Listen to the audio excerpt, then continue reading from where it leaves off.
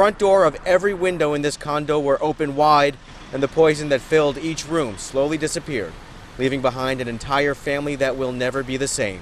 It's brutal and it's painful, and it's a sad, sad thing. Tampa police say Thomas or Pamela Martino left a car running in their garage.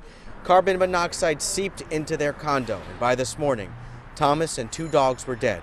Pamela was critical, and neighbors were shocked. It's a sad, sad thing to say the least. You know, sometimes with these new cars, you know, they don't have the keys. You can kind of get out of them. They're so quiet, and you don't press the button, and I know I've done that a few times on the street. Fox 13's Dr. Joe explained why carbon monoxide is so deadly. It sticks to our red blood cells more so than oxygen, so it will displace oxygen. That means that our organs are not getting what they need. And it's often called the silent killer. That's because it's colorless and odorless.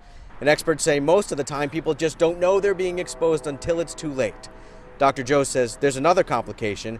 Having a carbon monoxide detector isn't always a requirement. If your building was built before 2008, there were no carbon monoxide requirements at that time.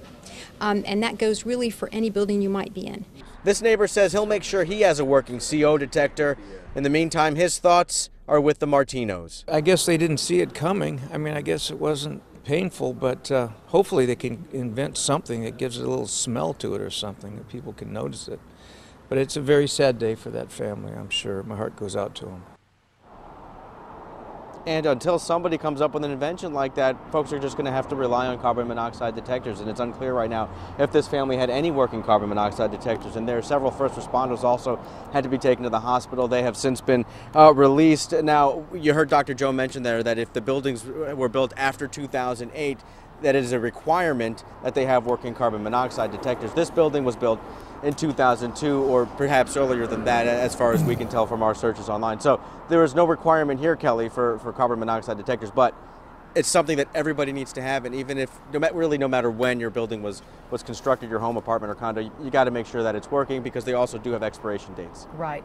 Just like a smoke detector, everybody, no matter if you have gas or not, should have a carbon monoxide detector. And this is a lesson, a very sad one. Aaron Mesmer, thank you.